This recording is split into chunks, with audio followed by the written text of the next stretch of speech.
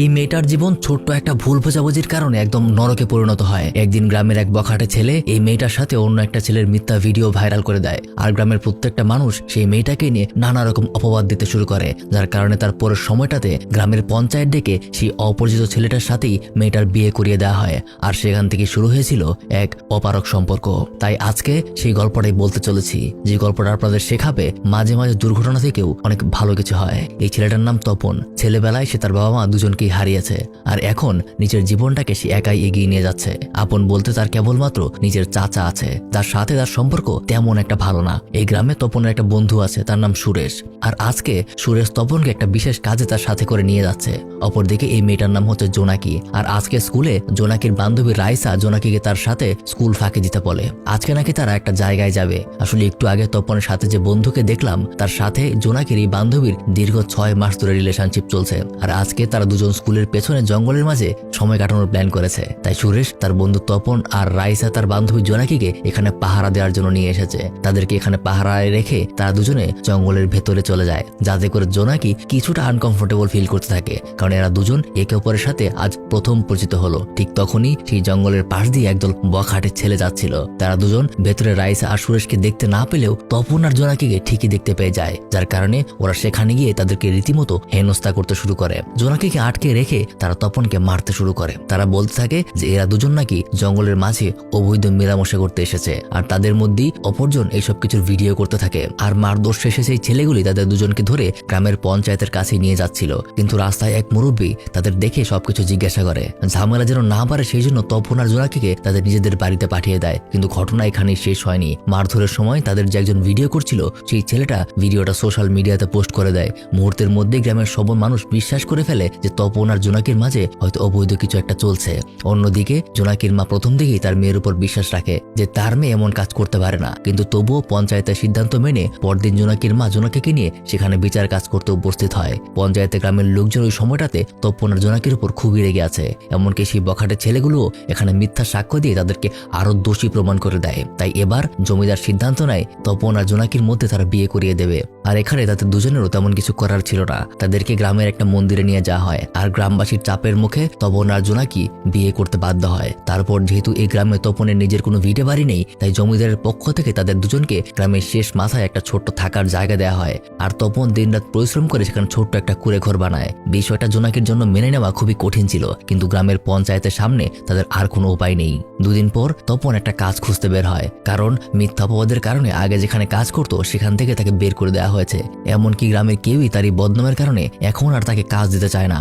এক সময় গ্রামের এক যুবক তপনের এই অবস্থা বুঝে তাকে একটা কাজ করার সুযোগ দেয়। এবার ধীরে ধীরে তারা তাদের নতুন জীবনের সঙ্গে মানিয়ে নেওয়ার চেষ্টা করে, তবে এখনো যেন দুজনের মধ্যে সামান্য কথাবার্তা বলতেই সংকোচ বোধ হয়। কিছুদিনের মধ্যে তপন তাদের সেই ছোট্ট ঘরে একটা মাচার ব্যবস্থা করে। জোনাকি মাচার উপরে ঘুমায় আর তপন মেঝেতে ঘুমায়। এভাবেই তাদের দিন যাচ্ছিল। জোনাকির মা মাঝে মধ্যে এসে তাদের খবর নিয়ে যায়। আসলে জোনাকির আপন বলতে শুধুমাত্র তার মা আছে। ছোট থাকতে জোনাকির বাবা অতিরিক্ত মদ পানের কারণে মারা গিয়েছিল। জোনাকির মা তাদের দুজনকেই বোঝায় যে এখন যা হয়েছে তা তো হয়ে গেছে, তারা যদি একে অপরকে মেনে নিতে না পারে তাহলে তাদের দুঃখ কখনো কমবে না। আর আজকে জোনাকির মায়ের এই কথা দুজনে একে অপরকে বোঝাতে শুরু করে। তপন আর জোনাকি এবার নিজেদের পরিস্থিতি মেনে নেওয়ার চেষ্টা করে, তবে হঠাৎ একটা অপবাদ থেকে শুরু হওয়া সম্পর্কটাকে এত সহজে মেনে নেওয়া জোনাকির জন্য কখনোই সম্ভব ছিল না। মাঝে মাঝেই এর জন্য সে অনেক কান্নাকাটি করে। আর তপনের জন্য শূন্য থেকে একটা নতুন জীবন শুরু করাটা খুব কঠিন হয়ে দাঁড়ায়। তবু উপায় না পেয়ে ধীরে ধীরে দুজনেই একে অপরকে মেনে নিতে শুরু করে। তপন আর জোনাকির জীবন যেন একটা নতুন শুরু পায়। তাদের ছোট্ট সংসারে ধীরে ধীরে একে অপরের প্রতি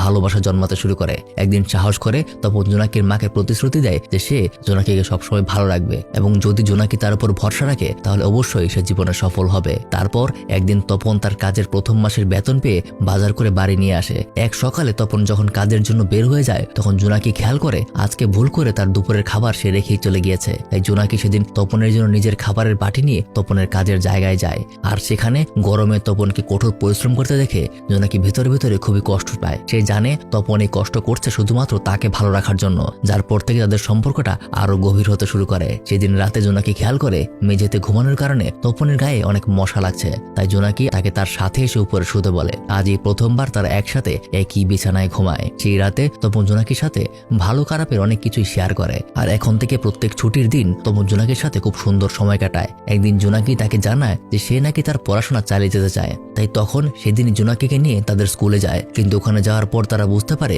গ্রামের ছেলেমেয়েরা তাদেরকে ভালো নজরে দেখছে না। এমনকি প্রিন্সিপালও জোনাকিকে তার স্কুলে রাখবে না, যার কারণে জোনাকি এবার নিচে থেকেই তার লেখাপড়ার আশা ছেড়ে দেয়। আর সেদিন রাতে তপন জোনাকিকে তার নিজের জীবনের গল্প শোনায়, সে ছোট থেকে কিভাবে অবহেলা আর লাঞ্ছনার মাঝে বড় হয়েছে। তার বাবা মা মারা যাওয়ার পর তার আপন চাচাও তাকে একসময় অবহেলা করতে শুরু করে, তাই সে বাড়ি ছেড়েছিল। তাই জোনাকিকে সে বোঝায় জীবনে অনেকেই অনেক কিছু বলবে, কিন্তু তাদের কথায় কান দিয়ে থেমে থাকা যাবে না। এই কথাগুলো জোনাকির মনে একটা গভীর ছাপ ফেলে, আর এই প্রথম সে তপনকে নিজের স্বামী হিসেবে মানতে শুরু করে। তাদের সম্পর্কটা আরো এক ধাপ এগিয়ে যায়। এরপর থেকে তাদের জীবন সহজ হতে শুরু করে। এতদিনের জমানোর টাকা দিয়ে তপন একটা পুরনো পিকআপ ভ্যান কেনে। এমনকি পরবর্তীতে তাদের আর্থিক অবস্থাও ভালো হতে শুরু করে। তারা তাদের ঘরটা মেরামত করে। আর একদিন জোনাকি তার শারীরিক কিছু পরিবর্তন লক্ষ্য করে, আর ডাক্তারের কাছে গিয়ে জানতে পারে যে জোনাকি মা হতে চলেছে।